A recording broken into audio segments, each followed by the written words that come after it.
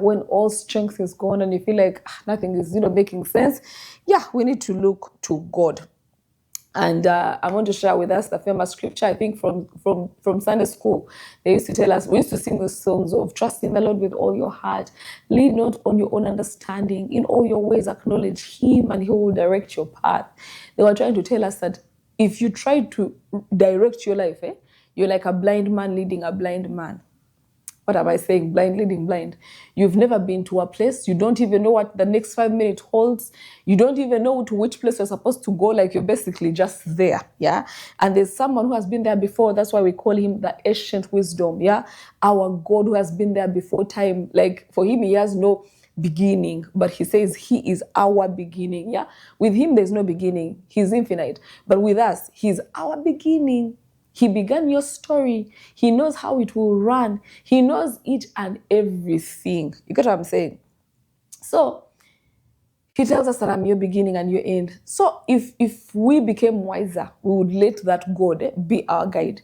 We would let him lead us through. We would let him protect us. We would let him give us his wisdom, in all matters. And the Bible is telling us, trust in the Lord with all your heart, lean not on your own understanding, Like the song was saying, I look to you, Don't wait for your wisdom to fail you, because by the time your wisdom fails you, you could have been in a hot mess, and it may take years for you to revive out of that hot mess. But imagine you gave your life to Christ immediately, and you surrender your will to him. You tell him, you know what, I'm embarking on this journey. Maybe it's an educational journey. You trust him to help you navigate through the educational journey. It means that even with choosing a course, you let him, because he knows your capacity. He knows how much you can take in. He knows which one is suitable for you. He even knows that this course is going to be valuable. This course is going to be of importance based on the career you want to do. But have you realized that often at times we even graduate and finish and then go back and study? We started things we are going to do simply because we chose what we thought we needed. But at the end of the day, when you're in the field, you realize that there are no jobs probably for the course you did. And then you have to go back and study. But now imagine you entrust him. You tell him, Father, choose for me a course. It means he'll give you the wisdom to pass through that course. 2, that is the course that you'll need when you finish graduation.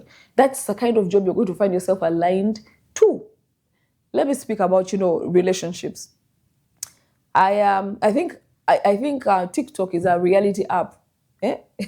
Reality, just TikTok. Because everyone seems to pour out their heart, what they're going through, the realities of their lives, what should be done, what is needed to be done, and all those things. So, these things, I realize that reality app teaches us that in most times we make the bed we lay in.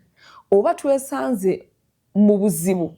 Not because there was no one to help us through, but because we chose without trusting, without inquiring, without believing that there's a God who has an upper hand on our lives, who can actually help us.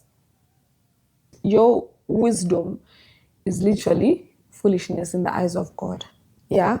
What we may think is the wisest of us. I made this decision. I am wise. At the end of the day, realize that no, it was a wrong move. So many people question at the end of the day, why did I do this? I can't believe I did this. They start, judging themselves. They start, questioning, how could I do this? Because you're not guaranteed of the decisions you make that are going to make up the most of your life. So at the end of the day, we only realize that it's only God who can make up decisions for us that are perfect, actually. And one thing I know is that even if it looks not what you desire or what you wanted, trust in the Lord to help you. Sometimes God is going to tell, like he told Abraham that there is a way. There is a way. But Abraham was at the sea. There is no way it would make sense, but God made it make sense. You get what I'm saying? So sometimes it may be really hard for you to comprehend, but if it's God who has said, you go. If it's God who says you stay, you stay. If it's the one who's telling you to move, move. Because at the end of the day, with him, we know that all things are perfected.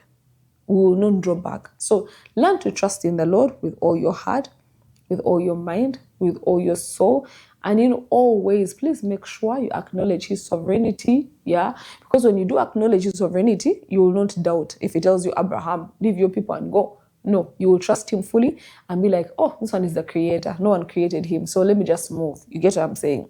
When he tells you that I have anointed you, you will not stand in that because you know. If he has called you, you will go. Because at the end of the day, you know that he's sovereign. So that's acknowledgement of who he is. That is, he's not just any other king. He's not just any other person, but he's God who is above. So when he tells you, go mnangagenda, if he tells you, go and study dancing, as long as it's from his mouth, genda. If he tells you, no, my will for you is to stay in Uganda, bam, trust in the Lord and stay here, because he can make you rich in every place of the world. Everything belongs to Download the Salt Media app from the Google Play Store and the Apple App Store.